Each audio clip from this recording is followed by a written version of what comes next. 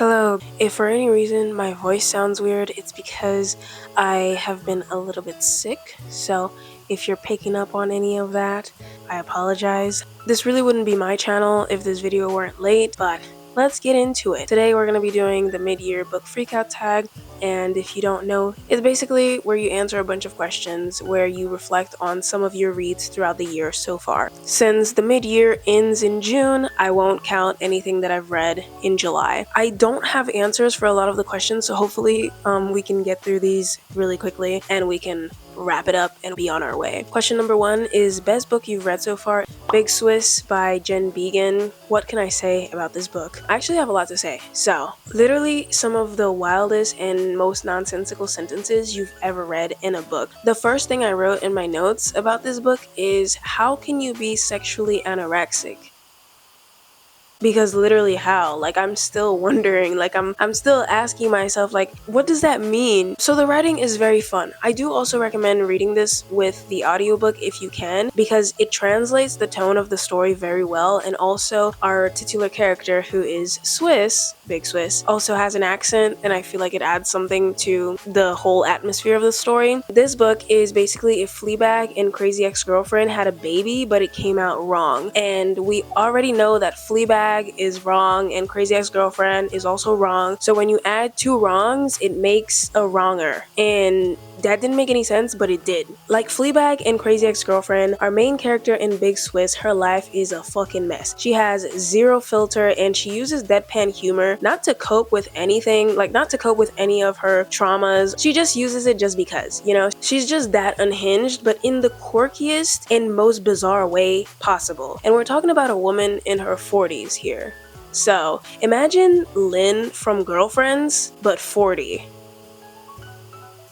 Yeah, I'm gonna go out and say it right now, this book isn't for everyone. It is very much on par with the bizarre literary fiction stories that are out there, so don't expect to go into it and liking it. It's a very unconventional story. Even the premise is out there, but one thing I will say is that even if you end up not liking this book, one thing I can guarantee is that you probably won't forget it for a while. I personally loved it. It was very addictive. I was hooked from the beginning. It was like watching a natural disaster happen. You just can't look away from it because it's like so grand. And as soon as I finished it, I wanted to reread it immediately. That's how much I liked it, which is so weird because again, like the content is very strange, but for some reason I was very invested and enthralled with these characters in this story. And the only reason why I held myself back is because when I do end up rereading this book, I want to be able to annotate it with like sticky notes and everything, so I need to buy the book first before I reread it. But I will reread it. Trust. Hopefully I still have the same experience because it would be kind of funny if I reread it and I hated it. I do want to say also trigger warnings, like the tone of the book is very silly, quirky, goofy, but the love interest does recount a physical assault and it's in detail and it's very graphic, so, and also probably a bunch of other trigger warnings, but I also wanted to like put that out there. That is something that is in this book. Question number 2 is best sequel you've read so far this year, and I do not have one, but I will tell you my worst one. Astrid Parker Doesn't Fail by... who's it by again? Ashley Herring Blake. I know this author. This is like my 3rd book of this author, so I should know the name like that. More on Astrid later. Question number 3, new release you haven't read yet but want to. Penance by Eliza Clark. I've heard a lot of great things about this, especially from people who enjoyed her debut novel, which I won't mention again. I've mentioned this book pretty much like every single video, so I will spare you. So yeah, my expectations are like very high, and hopefully I'm not disappointed because I did order it. And if you've watched a few of my book hauls, you know I don't buy books until I've read them first. Usually, I better like this. If I don't like it, I'm gonna be very mad. But I think I will like it, hopefully. Question number 4, most anticipated release for the second half of the year, and I do not have one. Number 5 is Biggest Disappointment. And now we're back to Miss Astrid Parker. So I have 2 for this. The first one, Astrid Parker Doesn't Fail by Ashley Herring Blake. Oh my gosh, where to start with Miss Astrid? First and foremost, I rated this book 3.25. The 3 stars is for Astrid, okay? I loved her. I love Astrid. I have no beef with Astrid. So the 3 stars are really just for her. I just really didn't like the way that Astrid's character was treated in this book. Everyone was so mean to her. Even the book in the narrative was mean. Astrid's story arc was mean to her, and I just don't understand that. I feel like her character deserved a lot more than she was given. And don't get me wrong, the direction that she went wasn't necessarily bad or out of character. It just, the way it was done felt like such a disservice to her character. I love mean, bitchy women, you know? And I feel like that was taken away from Astrid, and subsequently it was taken away from me. So I have a problem with that. You know what I mean? Because give me a mean bitch, I will eat that up every single time. And I mean, well, it depends on, like, obviously the circumstances and the context, but in general, like, I love a mean bitchy woman. I mean, you're talking to the #1 Bet Porter apologist, and she's like the meanest bitch around. So I 100% love when women are mean and bitchy. On to my main and actual problem with this book, I didn't like the love interest. The minute she was introduced, I was like, I know exactly what type of character you are, and I do not like you. And the thing is, I tried to give her the benefit of the doubt, but like, I knew what she was gonna say even before she said it. That's how much I know the type of person that she is. I just didn't like her. Like, she was so fucking annoying. For people that didn't like Delilah Green, y'all thought Delilah was woe is me? Wait till you meet Jordan Everwood. Little Miss can't do shit for herself and needs everything spelled out for her constantly by other people. The level of audacity that this woman had in this book was astronomical. I'm maybe exaggerating a little bit, you know? It wasn't that bad. Again, I gave it a 3.25, but I really did not like Jordan at all. From the get, I feel like she was so immature, and she's like 31. I'm like, girl, grow up. Last thing I'm gonna say about this book, I think Astrid should tell Jordan to kick rocks and give me a chance instead.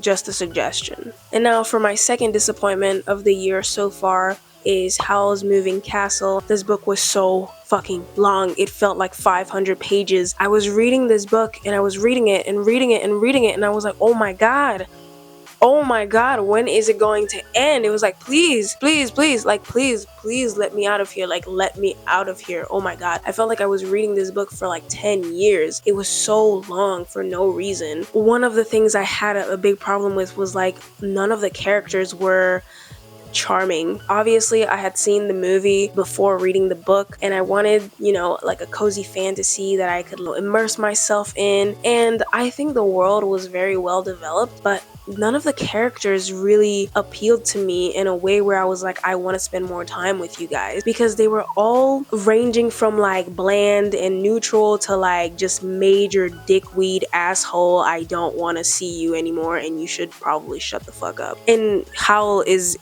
over there. He's over there.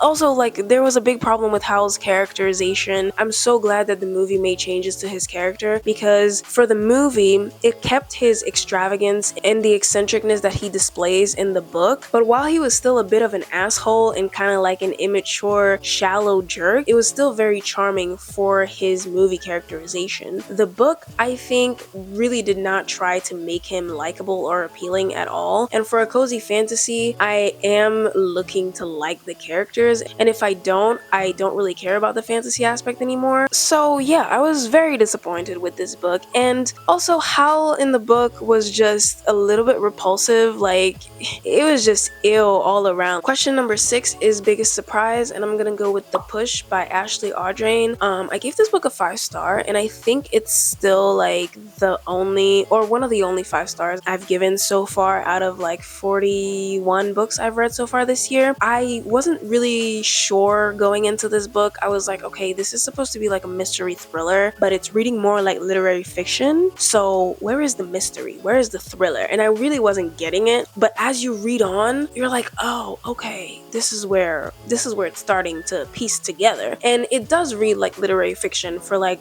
a good chunk of the book, but you start piecing things together and start seeing where like all the things are going and connecting the dots. I wanted more from the end. I was like, wait, what do you mean? You need to come back here and tell me immediately. You need to come back here and tell me immediately what happened, because you're just gonna end it like that? This book will make you angry. Like, at the end of it, I was like, I need a gun. These next few questions are gonna go by really quickly because I have 0 answers for them. Sorry. Question number 7 is favorite new author.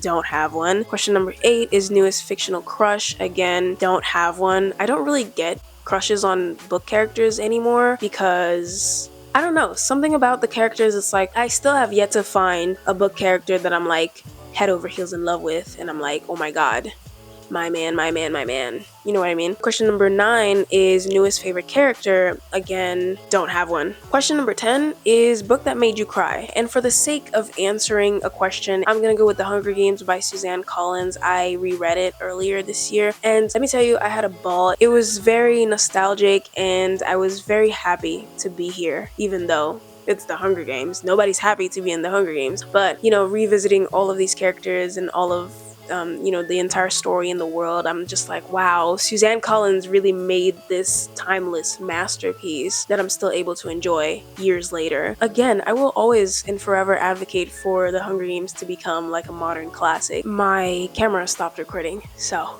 I forgot what I was saying. But anyways, I didn't really cry while reading The Hunger Games, but during the reaping, I was kind of tearing up because I was like, damn, I was like really in it. But yeah, it's been quite a while since a book has made me actually like sob. Question 11, book that made you happy. Ooh, actually, I have this book. I have 2 for this question. The first one is Wash Day Diaries by Jamila Rouser and Robin Smith. I read this, I think, in June, and oh my goodness, it was so many good vibes. I really enjoyed this graphic novel. I enjoyed the way that it was set up. The colors are gorgeous. I don't know, it kept me hooked and I was interested. And it's obviously, a graphic novel, so it's a very quick read. I definitely recommend if you're looking for something quick and fun about friendship and also about Black women's natural hair and how it ties into them taking care of each other as a friend group. The next one is also a graphic novel or like a comic, and it's Cheer Up, Love and Pom Poms by Crystal Fraser and Val Wise. This was so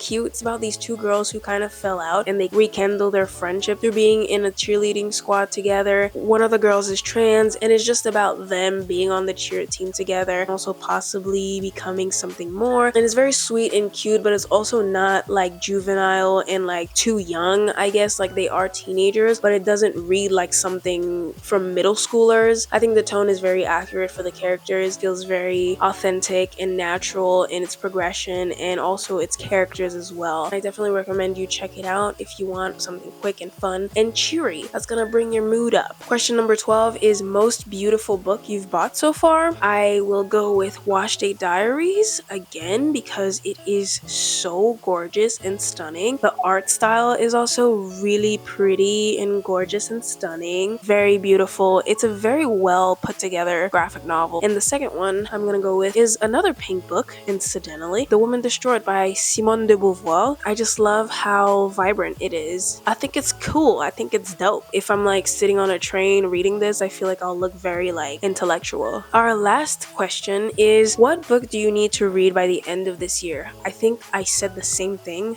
for my last mid-year, and the answer is the exact same. The book that I need to finish by the end of this year is this bitch again, The Priory of the Orange Tree by Samantha Shannon. This has been on my TBR since 2021. I bought it in 2021 and I still have not read it. I am scared, not only because it's fucking huge, but also I'm scared I'm not gonna like it, because if I don't like it, then I'm gonna be very sad because I want to like it so bad. And I've also heard a lot of great things about it, and it's so pretty too. Like, it's such a pretty book. The prequel for this came out earlier this year, and I also want to get to that. So I just need to sit my ass down and read this book. Like, I just need to suck it up and dive on in. I can't go into 2024 without having read this. Like, I really can't. I need to read it. And also, in general, I do want to read more fantasy, more nonfiction. Also, I need to get to the last volume of the Dorohedoro series, but I'm scared. I really love these characters, and it's the last volume, and yeah, I'm gonna miss them. I'm gonna miss the chaos, the humor, and the gore. I've just low-key been stalling on reading the last volume. I've also kind of not have been in the mood for it either, so I'm not fighting it. I'm not forcing myself, especially because it's the last volume, so I really want to be in the mood and like savor every last bit of it. I have been through shit with these characters, you know what I mean? So I'm gonna miss them, so I'm definitely stalling and holding off on reading it. But when I'm in the mood to finally read it, I most definitely will get to it. And hopefully this mood happens before the end of the year, because I feel like if I leave it for too long, I'm just never gonna finish the series, and that's gonna be a problem. Because I have a lot of series where that's happened and I didn't read the last book and now I forgot everything that happened. This is the end of the tag. I'm sorry I didn't have answers for a lot of the questions, but hopefully you enjoyed. If you have answers for these questions, I also do want to know. But yeah, that's it for this video, and I'll see you guys in my next one. Bye!